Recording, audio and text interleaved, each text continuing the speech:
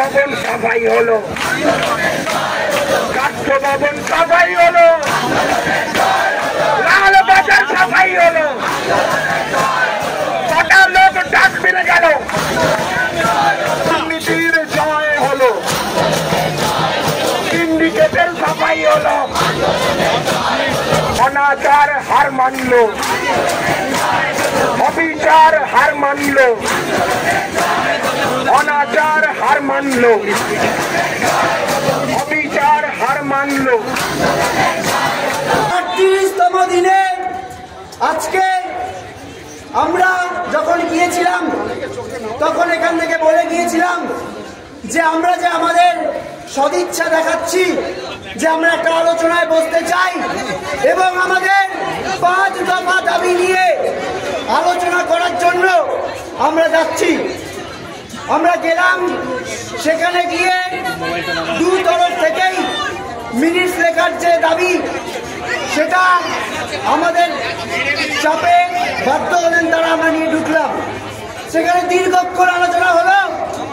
তার প্রথম কয়েকটি কথা, 2-3টে জিনিস সেই মিটিংয়ে হয়েছে। কিছু সদর্থক আলোচনা হয়েছে, কিছু আলোচনা অসম্পূর্ণ।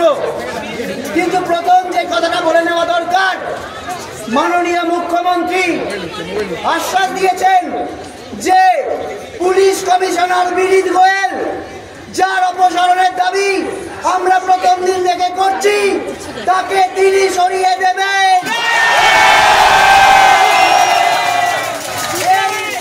আজকে এই যে এটা উনি মেনেছেন, এটা কিন্তু এই আন্দোলনের একটা বড় জয়।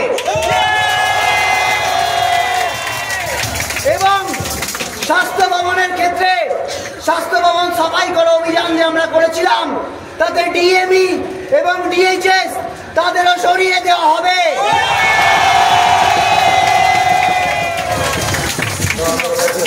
এটাও আন্দোলনের একটা বড় জয়। ডিসি নর্থ, যে ডিসি নর্থ যার বাবা নির্যাতিতা যে বাবা মা তাকে টাকা দিতে চেয়েছিলেন, তাকেও সরিয়ে দেওয়া হবে। তিনি বলেছেন আমার উপর ভরসা রাখো। আমরা বলেছি আমাদের দাবি অত্যন্ত ন্যায়সঙ্গত এবং যুক্তিসঙ্গত। আপনাকে এই ব্যাপারে বিবেচনা করে দেখতেই হবে। এই জায়গা আমরা রেখেছি রিগার্ডিং সেফটি, সিকিউরিটি এবং থ্রেড কালচারকে কেন্দ্র করে যে জায়গা কলেজে কলেজে ভয়ের পরিবেশ তৈরি করেছে, সেই জায়গা থেকে রেসিডেন্ট ডক্টর অ্যাসোসিয়েশন কেন প্রয়োজন, কেন ডেমোক্রেটিক ফর্মে স্টুডেন্ট ইউনিয়ন প্রয়োজন, তার প্রাসঙ্গিকতাকে আমরা মনে করিয়ে দিয়ে এসেছি। আমরা বলেছি যে কেন এগুলো কলেজের ভিতরে গণতান্ত্রিক পরিবেশ বজায় রাখার জন্য কেন প্রয়োজন, কেন 9ই আগস্টের ঘটনার সাথে এই রকমের ডেমোক্রেটিক পরিবেশ প্রয়োজন, তার প্রাসঙ্গিকতা আমরা তাদেরকে মনে করিয়ে দিয়েছি। তিনি একটা টাস্ক ফোর্স গঠন করতে চেয়েছেন। আমরা মনে করি যে এই টাস্ক ফোর্স ছাড়াও তার আগে তাদের দিক থেকে কিছু সদর্থক ভূমিকা এই বিষয়গুলো নিয়ে থাকা প্রয়োজন। তিনি কিছু টাকার স্যাংশন করেছেন, সেই নিয়েও আলোচনা করেছে। কিন্তু আমরা মনে করি গণতান্ত্রিক পরিবেশ যদি কলেজের বুকে না থাকে, যত টাকাই আপনি নিয়ে আসুন তা দিয়ে এই সমস্যার সমাধান সম্ভব নয়। এই জায়গা থেকে আমাদের যে দাবি ছিল, আমরা তাদের সাথে আলোচনায় আবার বসতে চেয়েছি।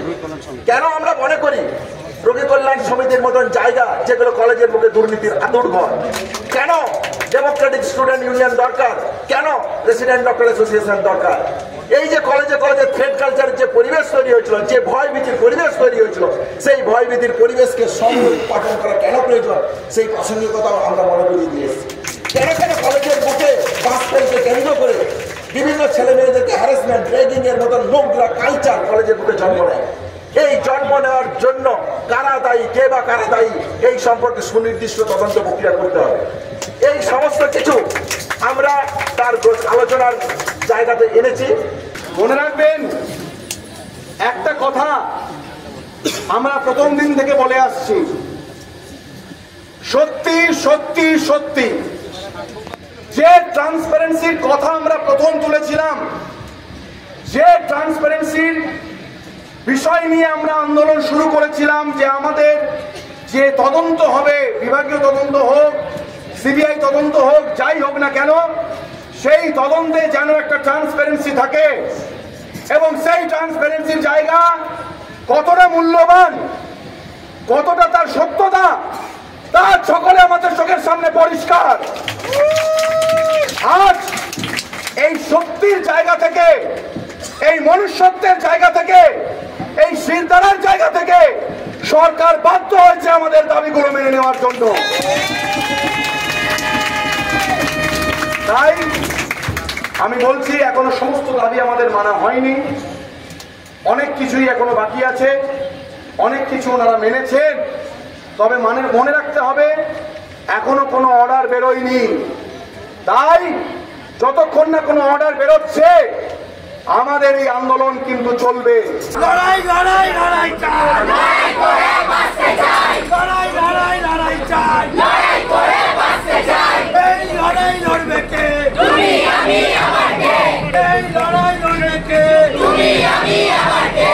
লড়াই লড়াই লড়াই চাই, লড়াই করে বাঁচতে চাই, বীরত্বের বিচার চাই।